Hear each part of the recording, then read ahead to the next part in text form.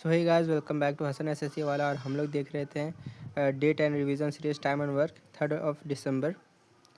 तो time and work competitive point of view के हिसाब से बहुत इंपॉर्टेंट माना जाता है।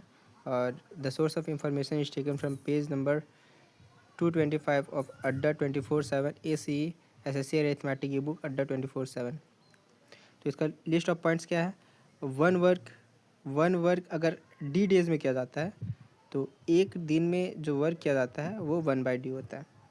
मतलब डी डेज में 1 वर्क ख़त्म होता है, तो 1 डे में 1/d वर्क ख़त्म होगा।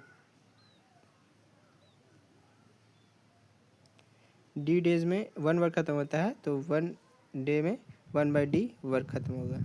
1/d वर्क फिनिश होगा।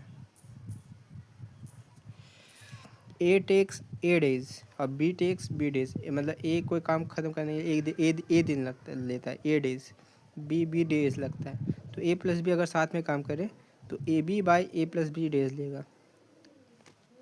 ए B by A plus B days लेगा। अगर A plus B plus C, A B C तीनों एक्स वाई और डी डेज लेता है एक काम को ख़त्म करने के लिए, तो तीनों एक साथ काम करें तो X Y Z by X Y plus Y Z plus Z X days लेता है काम ख़त्म करने के लिए। ए और बी एक्स डे में काम ख़त्म करता है, बी और सी वाई डेज में ख़त्म करता है, और सी और डी दो मिल करके जेड डेज में ख़त्म करता है। तो तीनों अगर मिल करके काम ख़त्म करे तो 2 into X Y Z divided by X Y plus Y Z plus Z X days में ख़त्म करेगा। ए और बी मिल करके रूट ए बी डेज में काम ख़त्म करते लेता है। If A takes A more days and B takes B more days than A plus B together takes. मतलब ए प्लस बी, ए और बी दोनों साथ मिल करके जितना समय लेते हैं उससे ज़्यादा ही समय लेगा। सीधा सीधा सा बात है। ए प्लस बी मिल करके तो कम ही समय में काम ख़त्म करेगा ना। तो बी मोर डेज ज़्यादा लेगा और ए मोर डेज ज़्यादा लेगा।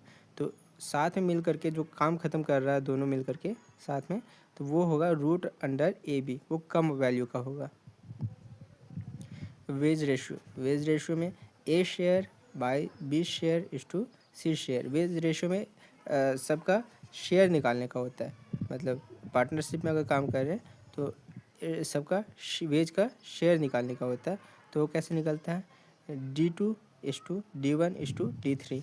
मतलब वर्क जो किया उसका शेयर उस हिसाब से निकलता है। जितना दिन वर्क किया उस हिसाब से शेयर निकलता है, day wise, work wise, not efficiency wise, not the skill wise, it is by day wise. और D2 bye D1 is to D3। अगर ए बी और सी D1 डेज काम करता है, D2 डेज काम करता है और D3 डेज काम करता है, divided by D2 D3 is to D1 D3 is to D1 D2, and which is multiplied D1 D2 and D3 is multiplied to each, means D1 D2 and D3 is multiplied to each, then we get this thing.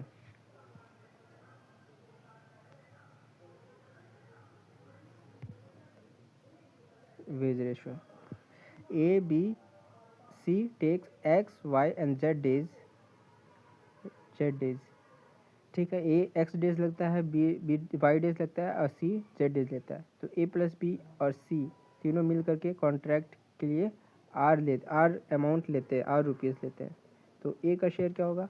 Are rupees into Y Z divided by, मतलब जो X day लेता है वो छोड़ करके Y Z divided by X Y plus Y Z plus Z X. जैसा कि इसमें हम लोग देखे थे, इसमें तीनों मिल करके जो काम करता है उस हिसाब से।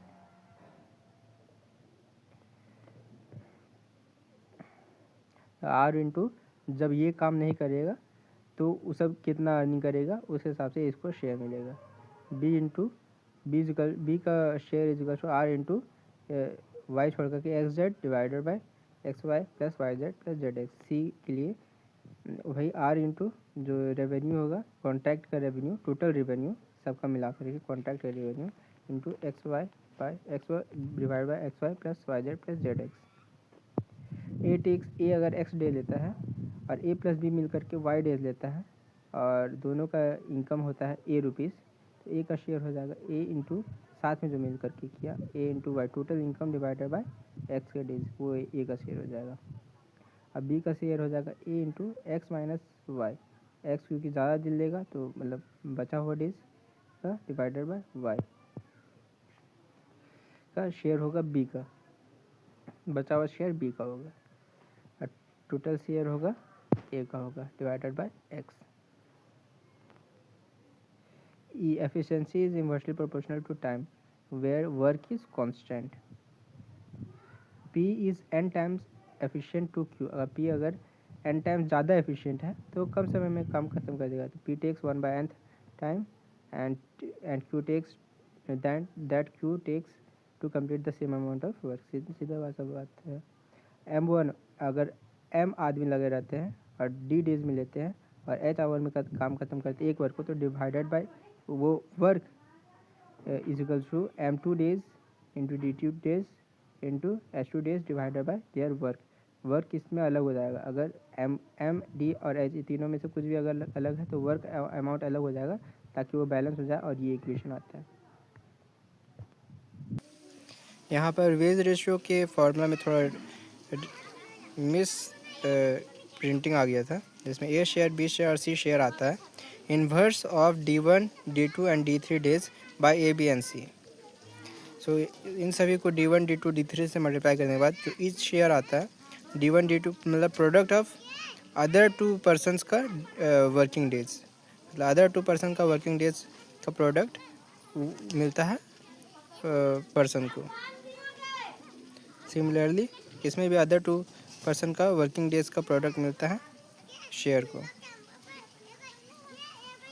लेकिन जब रेशियो का बात करें तो सिर्फ अदर टू पर्सन का डेज रहता है, और लेकिन जब एग्जैक्ट शेयर का बात करें तो अदर टू पर्सन का days working days into R divided by working days का product. So here is the end of day 10 3rd December time and work revision series. Meet you in the next video.